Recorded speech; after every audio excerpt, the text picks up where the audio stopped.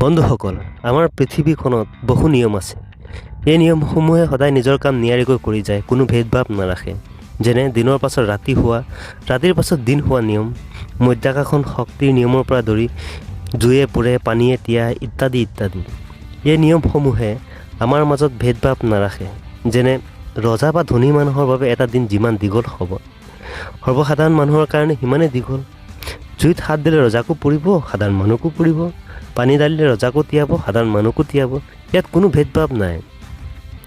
এই নিয়মসমূহ সকলোৰ বাবে সমান। ইয়াত এটা কথা মন কৰিবলগীয়া যে এই নিয়মসমূহৰ বিষয়ে যিমান জ্ঞান আহৰণ কৰিছে সিমানেই মানৱ জাতি উন্নতি কৰিছে। যেনে জুয়ে পুৰে, এই নিয়মৰ কথা জনাৰ পাছত আমি খাদ্য সিজাই খাব পৰা হওঁ। আমি যদি অলপ মন কৰোঁ তেতিয়া দেখিম যে প্ৰাচীন মানুহসকল জংঘলত ভাগ কৰাৰ পৰা আজি আধুনিক অৱস্থাৰ পোৱা মূল কাৰণ হ'ল এই নিয়মসমূহৰ বিষয়ে জনা আৰু ইয়াক ব্যৱহাৰ কৰা। মানে আমি যিমান এই নিয়মসমূহৰ বিষয়ে জানিম সিমান ভালকৈ ব্যৱহাৰ কৰিব পাৰিম আৰু সিমানে উন্নতি কৰিব পাৰিম। মানুহৰ উন্নতিত এই নিয়মসমূহৰ সৎব্যৱহাৰৰ ভূমিকা বহুত।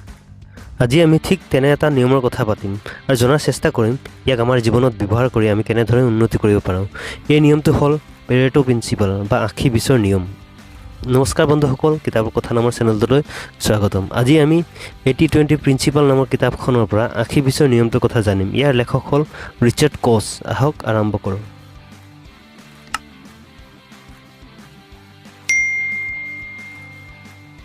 এই নিয়মটো প্ৰথম আৱিষ্কাৰ কৰিছিল বিল পেৰেটোৱে। সেইবাবে এই নিয়মটোৰ নাম পেৰেটো প্ৰিন্সিপাল বা পেৰেটো নিয়ম হয়। তেওঁৰ মতে পৃথিৱীৰ 80-20 নিয়মটো প্ৰত্যেক জেগাতে কাম কৰে। এই নিয়মটোৰ মতে পৃথিৱীৰ 80% ধন সম্পত্তিৰ মালিক পৃথিৱীত থকা 20% মানুহ হয়। আমাৰ জীৱনৰ 80% ফলাফল 20% কৰ্মৰ পৰা উৎপন্ন হয়। আমাৰ লগত থকা কাপোৰৰ 20% কাপোৰহে আমি 80% সময় পিন্ধোঁ। পৃথিৱীৰ 80% খাদ্য উৎপন্ন হয় মাত্ৰ 20% মাটিত। 20% অপৰাধীয়ে 80% অপৰাধ কৰে। 20% লেখকৰ কিতাপ 80% বিক্ৰী হয়। আপোনাৰ 20% বন্ধুৰ লগত সময় কটাই 80% আনন্দ পায়। আপোনাৰ ব্যৱসায়ত 80% লাভ আপোনাৰ 20% গ্ৰাহকৰ পৰা আহে। এই নিয়মটোৰ আৰু অজস্ৰ উদাহৰণ আছে। যি কি নহওক, আশা কৰোঁ বন্ধুসকল আপোনালোকে বুজি পালে 80-20ৰ নিয়মটোৰ বিষয়ে। এতিয়া আমি এই নিয়মটো কেনেদৰে ব্যৱহাৰ কৰি নিজৰ জীৱনত উন্নতি কৰিব পাৰিম চাওঁ আহক। ধৰি লওক আপুনি এখন ৰেষ্টুৰেণ্ট খুলিব বিচাৰে। ইয়াৰ কাৰণে আপোনাক কি কি বস্তুৰ প্ৰয়োজন হ'ব? প্ৰথম, আপুনি ৰেষ্টুৰেণ্টখন বনাব লাগিব, নহ'লে ভাড়াকৈ ল'ব লাগিব। বাচন বৰ্তন লাগিব, ৰান্ধনীকে ধৰি অন্য কাম কৰা মানুহৰ প্ৰয়োজন হ'ব। ভাল খাদ্য হ'ব লাগিব। ৰেষ্টুৰেণ্টখন সুন্দৰকৈ সজাব লাগিব। চকী টেবুল লাগিব, গাড়ী পাৰ্কিঙৰ জেগা লাগিব, মেনেজাৰৰ বাবে ভাল কেবিন লাগিব, চাইনবৰ্ড লাগিব। এনেধৰণৰ বহু বস্তু লাগিব। কিন্তু আপোনাৰ ৰেষ্টুৰেণ্টখন ভালদৰে চলিবলৈ প্ৰথমতে সকলো বস্তু ভাল হোৱাৰ প্ৰয়োজন নাই। ৰেষ্টুৰেণ্টখন চলিবলৈ প্ৰথমে আপোনাৰ ৰান্ধনি ভাল হ'ব লাগিব, যি ভাল খাদ্য বনায়। আপোনাৰ কাম কৰা মানুহসকল ভাল হ'ব লাগিব, যি গ্ৰাহকসকলক ভাল ব্যৱহাৰ কৰে। এই দুটা হ'ব আপোনাৰ ৰেষ্টুৰেণ্টখনৰ 20% কাম, যি আপোনাৰ 80% ফলাফল দিব। বাকী কামসমূহ সেই 80% কাম হয় যি আপোনাৰ ৰেষ্টুৰেণ্টখনৰ 20% ফলাফল আনে। ইয়াৰ অৰ্থ এইটো নহয় যে আপুনি বাকী 80% কাম কৰাৰ প্ৰয়োজন নাই, এইটো নহয়। সেই কামসমূহো কৰিব লাগিব, কিন্তু আপুনি যদি 20% কাম যি 80% ফলাফল আনে সেই কামত বেছি মনোযোগ দিয়ে, তেতিয়া আপোনাৰ ৰেষ্টুৰেণ্টৰ ব্যৱসায় বহু উন্নতি পথত। আপোনাৰ যদি কোনো ব্যৱসায় চলি আছে তেন্তে মন কৰিলে দেখিব যে আপোনাৰ 20% গ্ৰাহকৰ পৰা আপোনাৰ 80% লাভ আহে। সেই 20% গ্ৰাহকসকল আপোনাৰ ৰেগুলাৰ গ্ৰাহক কেইজন। সেই গ্ৰাহকসকলক অলপ বেছি মন দিয়ক। বাকী 80% গ্ৰাহক যি 20% লাভ দিয়ে তেওঁলোকক অলপ কম মন দিলেও হয়। আপুনি নিজৰ ব্যৱসায়ত সেই 20% গ্ৰাহকক অফাৰ দিয়ক, ভাল ব্যৱহাৰ কৰক, তেতিয়া আপুনি ব্যৱসায়ত বহু উন্নতি লাভ কৰিব। এই কথাটোৱে 80-20ৰ নিয়মটোৱে কয়। ইয়াত আকৌ কৈ থওঁ যে এই নিয়মটোৱে 80% গ্ৰাহক যি 20% লাভ প্ৰদান কৰে তেওঁলোকক বেয়া ব্যৱহাৰ কৰিবলৈ কোৱা নাই। আপুনি যিহেতু ব্যৱসায়ী তেন্তে নিশ্চয় আপুনি প্ৰত্যেক গ্ৰাহকক ভাল ব্যৱহাৰ কৰিব, নহয়নে? আৰু কৰাৰ প্ৰয়োজনো।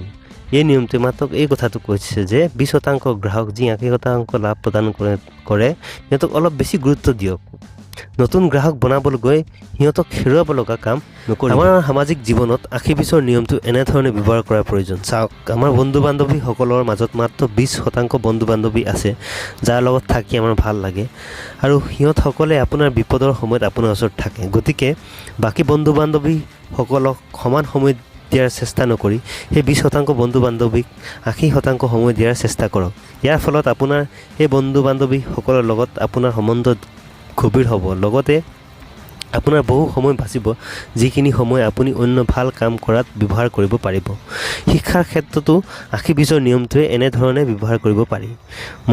আপুনি মন কৰিলে দেখিব যে আপোনাৰ যিকোনো বিষয়ৰ পৰীক্ষাত 20% অধ্যায়ৰ পৰা 80% নম্বৰৰ প্ৰশ্ন আহে। সেইবাবে আপুনি যদি 4-5 বছৰ আগৰ প্ৰশ্ন কাকতবোৰ ভালদৰে চাই জানি ল'ব পাৰে যে সেই 20% অধ্যায়সমূহ কি, তেন্তে আমি বহু কম পঢ়ি ভাল ৰিজাল্ট বা ফলাফল আনিব পাৰিম। এই কিতাপখনে হাৰ্ডৱৰ্কতকৈ বেছি স্মাৰ্ট ৱৰ্কৰ ওপৰত গুৰুত্ব প্ৰদান কৰিছে। আমাৰ এটা ধাৰণা আছে যে যিমান কষ্ট কৰিম সিমান ফলাফল পাম, কিন্তু এই কথাটো সত্য নহয়। আমি কষ্ট কৰাৰ প্ৰয়োজন সঁচা, সফলতাৰ কাৰণে কষ্ট কৰিবই লাগিব, কিন্তু আমি যদি ক'ত কিমান কষ্ট কৰাৰ প্ৰয়োজন জানো, তেন্তে আমাৰ কম কষ্টত আমি বেছি ফলাফল পাম। লেখকে ইয়াত আৰু এটা কথা মন কৰিবলৈ কৈছে যে 80-20ৰ অনুপাতটো সদায় 80-20 হ'ব তেনে নহয়। কেতিয়াবা 70-30 হ'ব পাৰে বা 90-10 হ'ব পাৰে। এই নিয়মটোত অনুপাতটো অলপ আগ-পিছ থাকিব পাৰে, কিন্তু কেতিয়াও সমান নহয়। মানে 50/50 কেতিয়াও নহয়। যেনে আপোনাৰ 50% কামৰ ফলাফল 50% নহয়। পৃথিৱীত 50% ধন সম্পত্তিৰ মালিক পৃথিৱীত থকা 50% মানুহ নহয়। ইয়াত সকলোতকৈ মন কৰিবলৈ কথা এইটো যে 20% যি 80% ফলাফল দিয়ে, সেই 20% কাম কৰি 80% যি 20% ফলাফল দিয়ে সেই কাম একেবাৰে নকৰাকৈ নাথাকিব। এই নিয়মটোৱে আমাক এই কথা কয় যে 20% বেছি গুৰুত্ব প্ৰদান কৰাৰ চেষ্টা কৰাৰ কথা, বেছি মনোযোগ দিয়াৰ কথা। বাকী 80% যি 20% ফলাফল দিয়ে তাক অলপ কম গুৰুত্ব প্ৰদান কৰিলেও সিমান অসুবিধা নহয়। আশা কৰোঁ বন্ধুসকল আপোনালোকে এই ভিডিঅ'টো চাই ভাল পালে। ভিডিঅ'টো ভাল পালে লাইক কৰক, কমেণ্ট কৰি জনাওক আপোনালোকৰ মতামত এই ভিডিঅ'টোৰ ওপৰত। চেনেলটো ছাবস্ক্ৰাইব কৰিব, কাৰণ মই এনেধৰণৰ ভিডিঅ' বনাই থাকোঁ। ভিডিঅ'টো লগৰ বন্ধু বান্ধৱীৰ লগত শ্বেয়াৰ কৰিবলৈ নাপাহৰিব। ভিডিঅ'টো চোৱাৰ বাবে ধন্যবাদ।